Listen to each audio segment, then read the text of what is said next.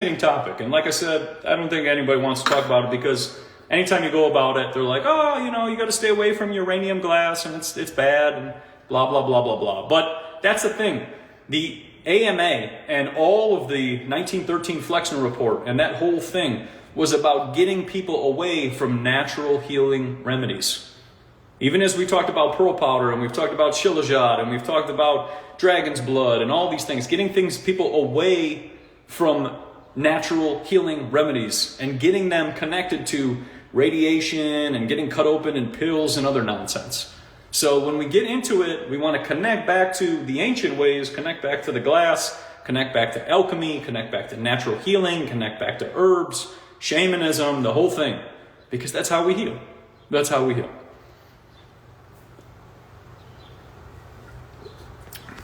Jackie said, I love your humor and I love your hat. That's my little hat.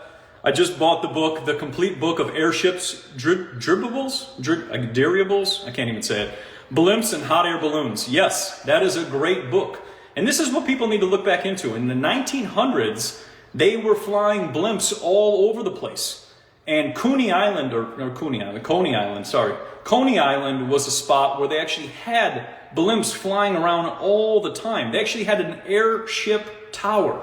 People can look into this. Airship tower, Coney Island, 1901. They were flying around in blimps the entire time. This is how they were getting around places. They were up in the air, flying in basically gigantic hot air balloons. And then when the airlines started coming about in about the 1910, 1920s and that whole thing, then the blimps started going away. And they started to have the incidents, which was only one, which was the Hindenburg incident.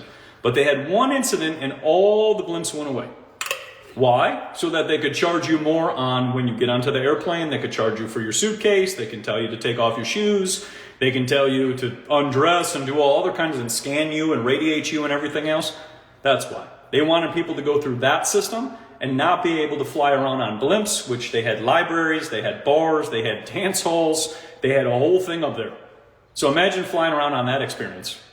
And you could fly anywhere. You could go anywhere in the world on a blimp. But, they got rid of that so that we could get confined to these little, corralled airplane seats, which, you can barely move your arms or move your legs while you're flying. They're like, would you like more room? That'll be $95. What do you mean? I didn't even pay for that yet. It's crazy. But that's a great book, and Jackie, I'm happy you found that one.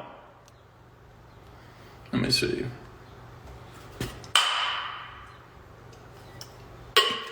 There's one more in here I just saw. What are your top 3 books you would recommend on continuing to expanding our minds? This is a good one. I always talk about the contagion myth so that we can know that germ theory was debunked and germs don't cause illnesses, either do viruses or anything like that. That's number 1. The next one I would say is the invisible rainbow, so you can understand electricity and radio frequencies and the harm that comes with those. And then the third one I would say for really expanding your mind on your aura, your essence, and your energy would be the book The Infinite Mind by Valerie Hunt.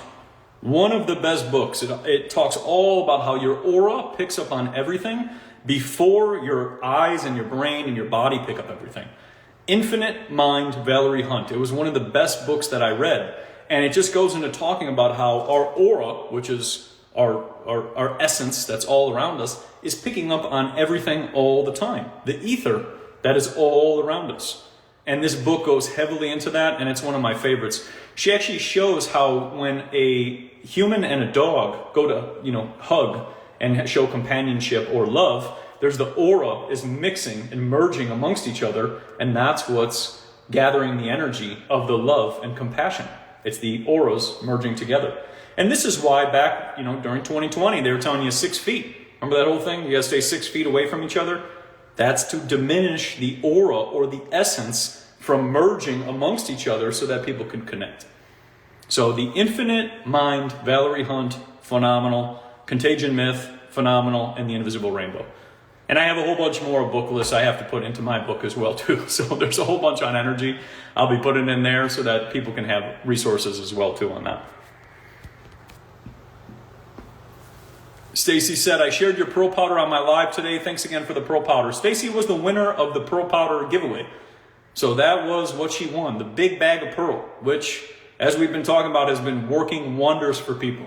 We've had some recent reviews where people's eyesight went from 20/80 to 20/25. 20/80 to 20/25 using pearl powder. That's the thing. When we feed these eyes, they start healing. If we don't feed them, they fall apart.